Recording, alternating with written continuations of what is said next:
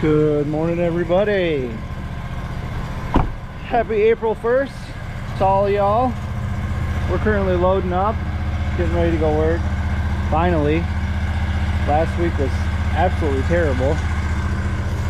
It was snowing last week. We got a few inches of rain last week. We had Good Friday. It was absolutely terrible.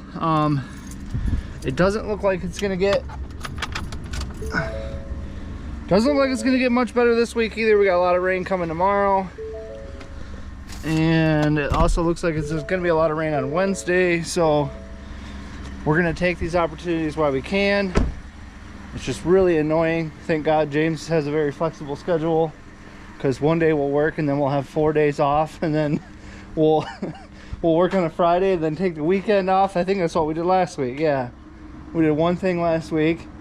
So I haven't been making any videos because I'm kind of getting sick and tired of just sitting at my computer desk and telling you guys boring crap that you don't want to listen to. So I just want to give you guys some out in the field experience and teach you guys that way. Today, we're going to go do a new client, and we're going to go do a client that I've had for a couple of years now.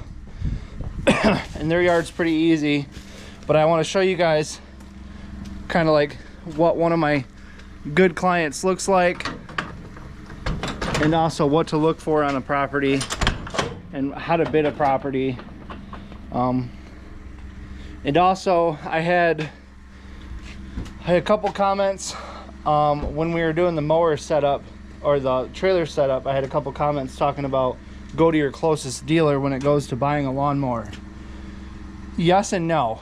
Yes, it's nice to not have to drive 4 hours out of the way to go to a dealer, but if you have to drive like, I don't know, half hour, 45 minutes to an hour to go to a place that sells the mowers that are better than others, then yeah. I have a dealer who sells Toros and I think Cub Cadets, who's like 10 minutes away from my house, but yet I still choose to drive 45 minutes away to make sure I get my right mowers, because to me it's worth it. If one of my mowers breaks down, I have two. If they both break down and they both need to go into the shop, that's okay. That extra 30 minutes of driving that I have to my dealer is not going to make a huge difference on turnaround time on when he can get my mower fixed. So I do understand a lot of people saying dealer support is the most important thing when it comes to mowing, and in my opinion it's not. I honestly believe that these Wright mowers are top notch, and they are up there, if not one of the best mowers. And they are phenomenal. I would say bulletproof, but I have seen some people have some blown up motors. But yeah, when it comes to dealer support is important, because you don't want people that, you know, overcharge you or treat you wrong or can't get you in the door. But you guys, there's a huge difference when it comes to somebody has to fix your mower versus what mower you want to buy to run your 30, 40, 50 clients that you have a week.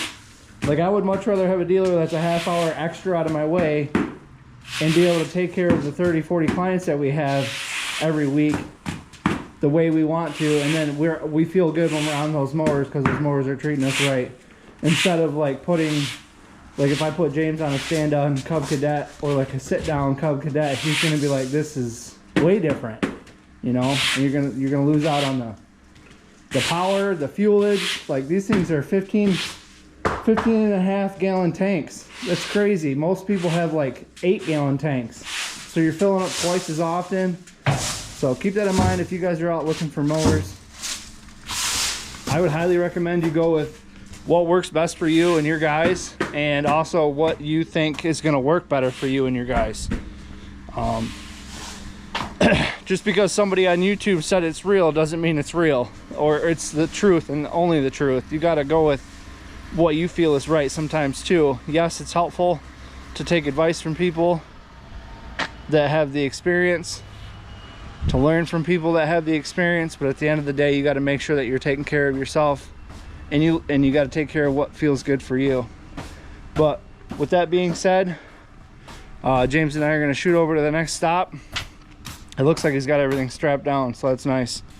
Oh, that was the other thing I wanted to take a video of real quick. these cargo buckles. So I just unlatched that one. But those of you who keep running those brackets like screwed into your trailer and then you have to drive up into it and then run a strap over your tire and then tighten it down, you guys, this is, look at this, ready? I'll grab the strap with one hand. There, it's done. And I've got 6 of those on my trailer, so we can put 2 mowers on here. But that's how fast that was. And now I don't have brackets, like bumps in the trailer. I didn't screw anything into the trailer, in the boards. So keep that in mind when you guys are thinking about running stuff over your tires and stuff like that. Like, these things are phenomenal. I'm glad we got them. But yeah, so we're gonna head to the next stop. I'll see you guys in a minute. We are back. We are back.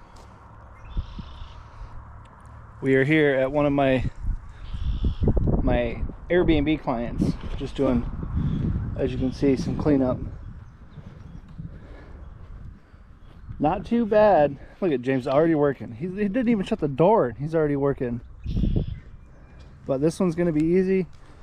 This is by far one of my nicest yards, just for the view. It's so pretty. It's one of my Airbnb clients and stuff. Oh, there's sticks everywhere. Yeah, so just toss them in there. Looks like that's what they're doing. But oh, that one fell down. Yeah, see, it's fucking all broken. Yeah, I gotta edit that out now too. James has a potty mouth. But yeah, this looks like it's gonna be like one pass with the vacuum. Not the vacuum, I'm sorry. One pass with the bagger system. And look at all the dolomite in this person's. That's terrible. That's bad. There's so much dolomite in there. I don't know if you guys can see all that, but that, whew, she had it somewhat bad. But we kind of cleaned it up a lot. James is working. We got here at 10. Look at this view though. So this is actually like a one giant house, but I think they rent it out for 2 different families. But I think they all share a kitchen and a dining room. But yeah, we won't blow that much into the woods. We'll try to just get the edge. James? What? I said we'll try to get, we won't try to like deliberately push it in there, but yeah, I'm not gonna go in there and try to fight it out. Either. Yeah, no. Because I don't think I dumped in there ever last year. Once all these, yeah. But yeah, right now the only thing we have is we got leaf bags and we have the bed of my truck, and I forgot to put the back on the bed of my truck, so we only have 2 feet. But there ain't much in here. This might fill up the lawnmower and that's it. There's a big hole right here. I remember that. Yeah, the grass hasn't even started growing here, and people have already started cutting. They started cutting like 2 weeks ago. I haven't even started cutting people's grass. Is the grass growing over there at all? This yard gets fertilized quite a bit too. Yeah, it's not growing because it won't stop snowing. It snowed last week. But here's the view. It's so pretty. My mower fits like perfectly through here. It's kind of nice. Got some leaves in there. They don't have anything on their patio. I also do snow removal for this property. And then there's a big old I would call it a campsite. Most of these are Airbnb locations. Oh, the ground is super soft. We're not doing mulch. They said to hold off on the mulch. They get a ton of weeds on the edge of their property though. I was fighting them a lot last year. Yeah, not too many leaves. Nothing crazy. Shouldn't be on the mower too long. Gonna spend some time. I want to look at their beds. See what their beds look like. Those were trimmed. Did that in the fall. She likes it done in the fall. They had a bunch of flowers they planted right here. Looks like they got some weeds in here. It's so crazy. All the weeds they got.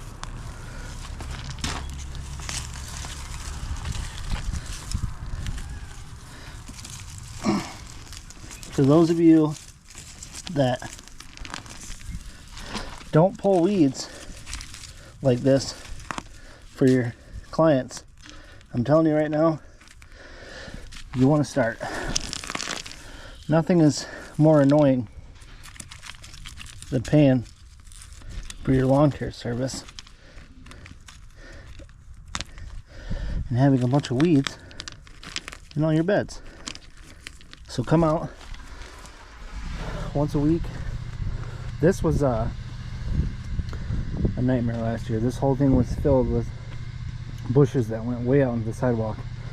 And then they finally said screw it and chopped it all down in the fall of last year. So if you see a lot of weeds here, that's why. But I do not spray. I do not spray beds. I don't spray cracks. I don't spray anything, simply because you need a license to spray for weeds and bugs and stuff like that in my state. And for those of you that do spray and don't care about that licensing that you need, that's totally fine. That's up to you. That's a risk you're willing to take. And then if you get caught, you want to pay the fines, that's on you. But I'm not going to do that.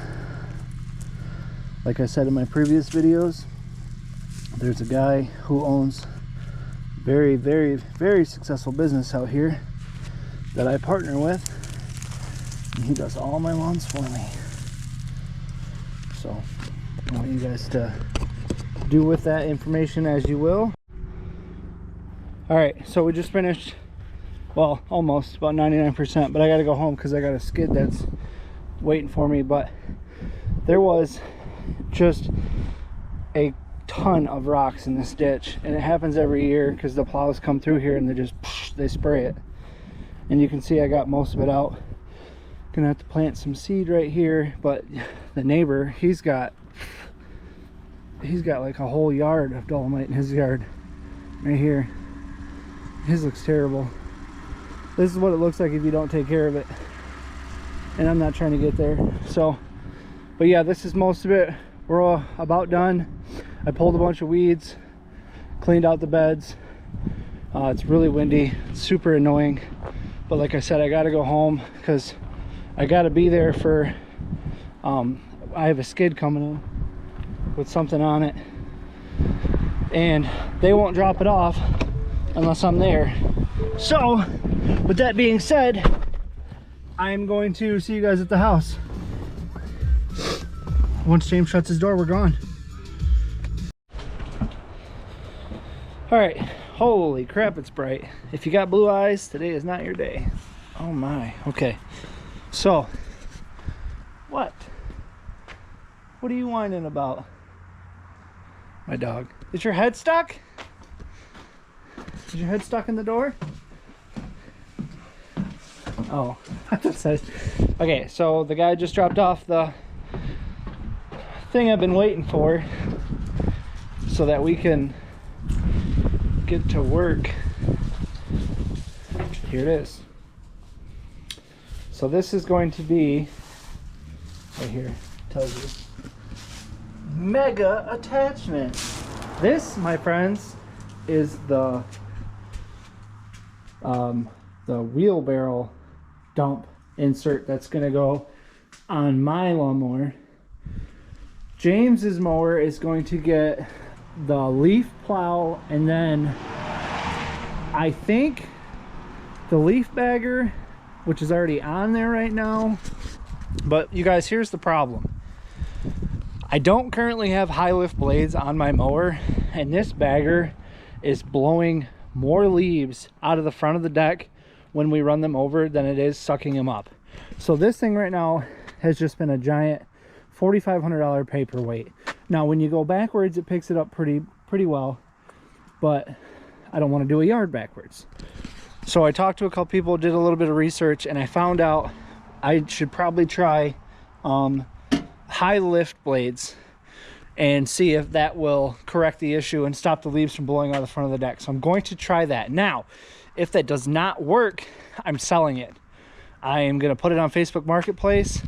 I'm going to list it for about $500 less than what I paid for it, which is amazing because that's pretty cheap. I think I ended up paying $4,700 for it, $48, because the it comes with the weights and the it comes with the hitch receiver on the front, which if you buy just this hitch receiver on the front, they're like $200-300. So it came with that, which is really nice, and I'd love to keep that, but the people are going to need the weights, so I'm going to give that to them as well. And then on the other side, you can't see it from here, the other side has the other counterweights that go on the deck. So right here you can see it. Boom, boom, boom, boom, boom, boom, boom, boom. So, and then the belt cover that's on that also needs, I need to pick that up from where I bought it, right here. When I originally bought it, that piece was missing. I have no idea why, but I still have to do that. But yeah, if that thing doesn't start sucking up leaves, we're selling it. I'm hoping once we switch the blades over to high lift, it's gonna work, but I have no idea. If it keeps doing terrible, I'm getting rid of it. I'll buy James something else to put on the mower, like the leaf plow. But we are gonna pull this out. Might have to cut them straps probably, and then, or how heavy is this? Okay, shoot, you wanna pick up that corner or that end, and we'll just walk it so we can get the mower out. Oh wait! For some reason they had this, put it right here. They had this freight. They had this shipped on a pallet, and it's just a piece of plastic, and then there's a couple of bars. Like I was telling the driver, I was like, dude, I could have just threw that in the back of my truck. And he came with a whole semi. It was nuts. Dude, are you ready for how sweet this thing's gonna be?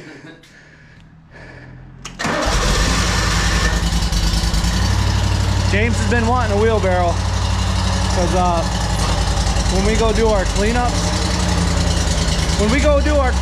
we get a lot of big old sticks. And this thing is the reason why, I'll tell you in a second.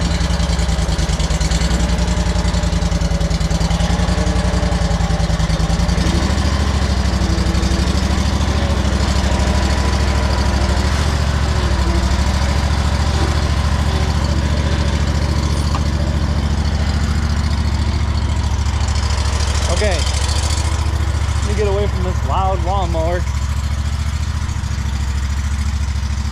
So the reason why I went with this right here is two big reasons. Number one, this one is a lot closer and more condensed to the actual mower. And two, it's way bigger and more heavy duty and doesn't look as ugly as those mulch carts do, or whatever they're called. I can't remember what they're called. Those ones with the orange feet, the orange wheels. Cartmate. They're so ugly. So I went with this one, and this one is $1,300. Is it worth it? Yeah. Especially when we start doing mulch. It's gonna be awesome. But I moved the mower out there because it's in the sun, and James and I are trying to get a little sun in our life. It's a tad bit cold today. But it's going on mine for two reasons.